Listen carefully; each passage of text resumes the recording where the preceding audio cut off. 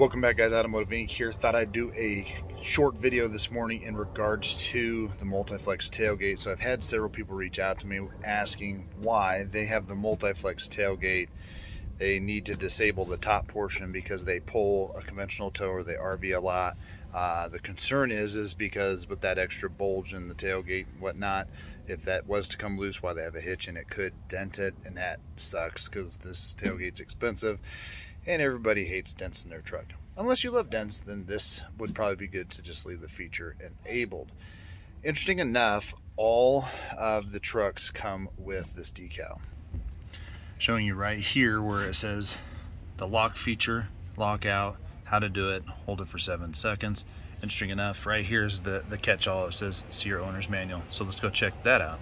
So we hit page 26 of the you go back to the index, you find out where it talks about tailgate, and we have the multiflex inner tailgate enable disable feature. Here's where it says though, guys, it says the multiflex inner tailgate may be equipped with an engage and disable feature to prevent the inner tailgate from being open when a hitch or other equipment is installed that could damage the inner tailgate. This is how you would disable it. Key needs to be within 3 feet of the rear bumper.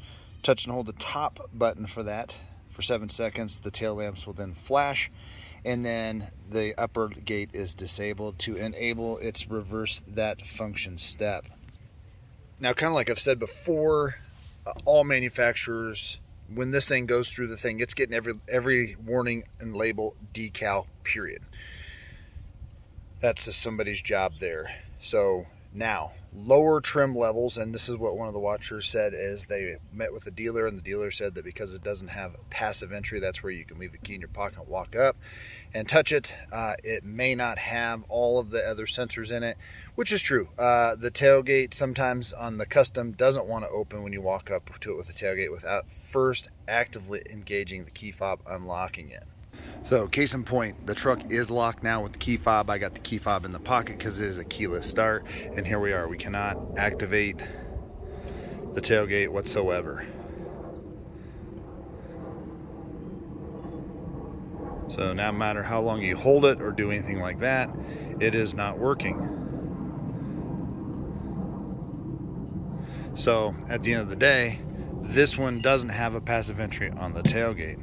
And I cannot walk up to the doors and unlock them. They don't have the extra little button on there. So what that means is we don't have the ability to disengage that top portion of the tailgate on the custom trim. If you get the LT and the SLE and they have the passive entry, which I don't know if all of them are, or if that's like a up trim package to the LT, like a tech package and whatnot, you probably can't disengage that tailgate.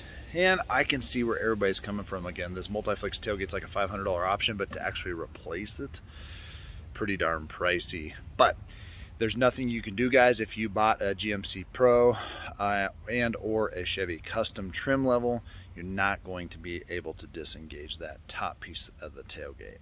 So hopefully that answers your guys' questions. Again, I think that the actual custom trim is the best bang for buck. But when you do see labels and whatnot in there saying that, man, I can disengage it, that's great.